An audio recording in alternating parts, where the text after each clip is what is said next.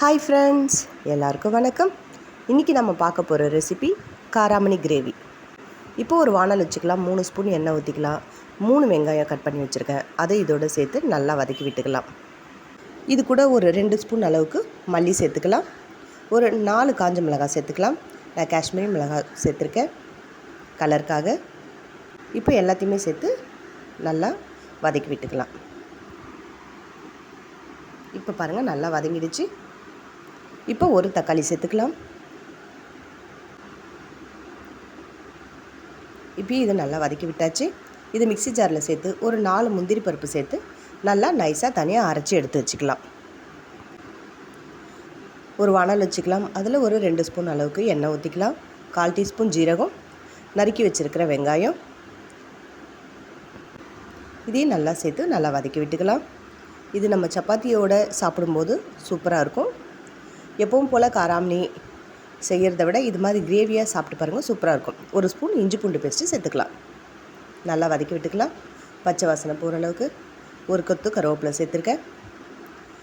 காரத்துக்கு தேவையான மிளகாத்தூள் சேர்த்துக்கலாம். 2 பச்சை மிளகாய் சேர்த்துக்கலாம். 2 ஸ்பூன் அளவுக்கு மிளகாத்தூள் சேர்த்துக்கலாம். இப்போ எல்லாத்தையும் சேர்த்து நல்லா மிக்ஸ் பண்ணிக்கலாம். இப்போ நம்ம அரைச்சி வச்சுருக்கிற விழுதை இதில் சேர்த்துக்கலாம். இப்போ நல்லா கலந்து விட்டுக்கலாம்.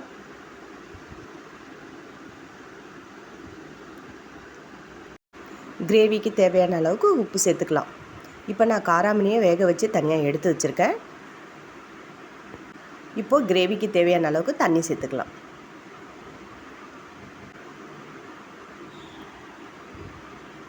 இப்போது காராமணியை இதில் சேர்த்துக்கலாம்.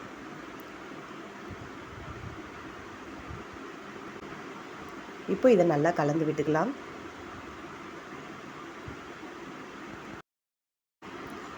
இந்த கிரேவி இட்லி தோசையோடையும் சூப்பராக இருக்கும். நீங்களும் உங்கள் வீட்டில் ட்ரை பண்ணுங்கள். இந்த வீடியோ உங்களுக்கு பிடிச்சிருந்தால் லைக் பண்ணுங்கள், ஷேர் பண்ணுங்கள், கமெண்ட் பண்ணுங்கள். மறக்காமல் நம்மளோட சேனலை சப்ஸ்கிரைப் பண்ணிவிடுங்க.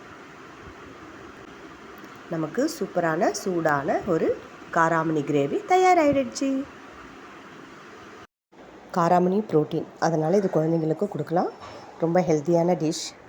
இதில் கொஞ்சம் கொத்தமல்லி, ஜீரகம், பச்சை மிளகாய் போட்டு ஒரு தாளிப்பு ரெடி பண்ணிக்கலாம்.